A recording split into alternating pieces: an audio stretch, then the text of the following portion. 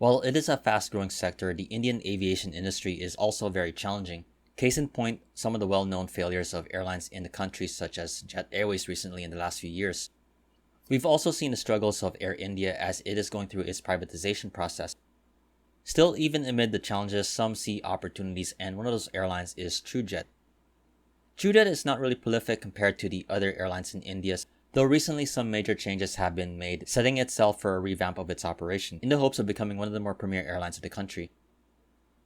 While Trujet isn't that well known of an Indian carrier, it is no stranger to the aviation sector, having been founded in 2013. However, it wasn't until 2 years later in 2015 when it operated its first flight, and currently its main base is at Hyderabad.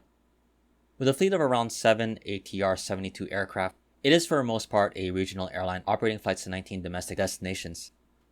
Trujet does serve some major cities and destinations such as Mumbai, Goa, Chennai, and Bengaluru, but for the last few years it has focused on Tier 2 cities as part of the Indian government's effort to develop the regional airports in the country, with operations to some Tier 2 cities, where in some cases the Indian government will actually subsidize airfares on some of these select routes. While right now it does have some aspirations, it is a smaller airline compared to the likes of Indigo, Vistara, and even India Air Asia. However, even with its ambitions, there are some problems with the airline right now. It has been going through a financial situation with 5 of the 7 aircraft being grounded due to unpaid leaser fees, as along with the Indian aviation sector continues to weather the storm of the COVID-19 pandemic and the aviation demand downturn.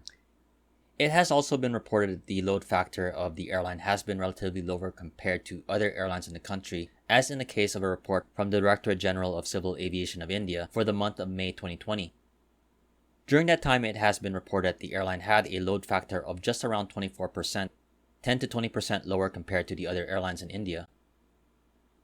With this current situation, there has been a recent boost, this coming from a US-based firm, Interrupt, which has acquired a 49% stake in the carrier.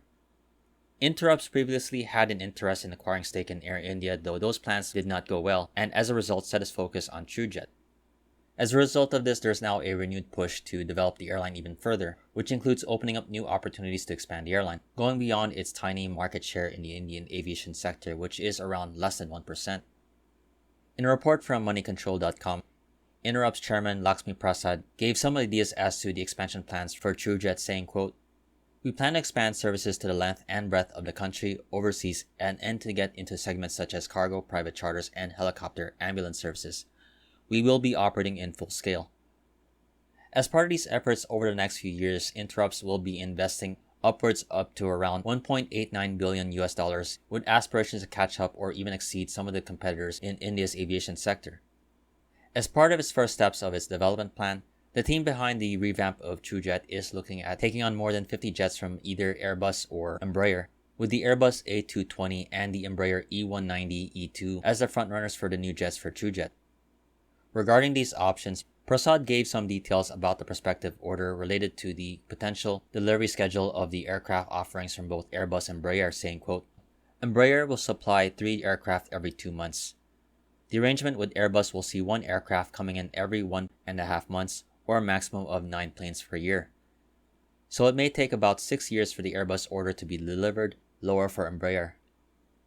This prospective order will boost the abilities of Trujet in enabling it to operate international flights, as current Indian regulations require airlines to have been in operation for over 5 years plus having a fleet of 20 aircraft.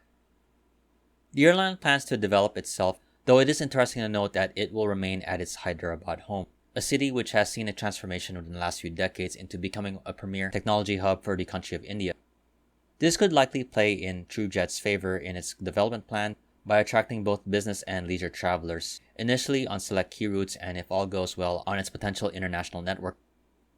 Going back to the E190-E2 and the A220, Interrupts is favoring the regional jets for this current plan, which plays into the role of serving smaller cities and airports, while also having the jet being able to operate overseas and international flights.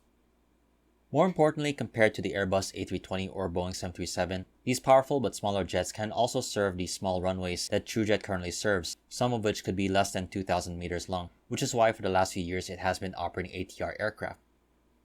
Going beyond these smaller airports, the A220 will offer a longer range and a capacity closer to a 737, though the final decision as to what aircraft would be selected would be the best deal, the delivery time, and possibly the configuration that the airline wants. In the meantime, what is your take on this revamp of Trujet, and can it take on the larger airlines of India? I definitely hope you enjoyed this video. If you liked it, please like, comment, share, and subscribe. This has been Flights in Asia, highlighting the news and updates from the aviation and travel scene in the Asia Pacific. Thanks again for watching, and have a great day.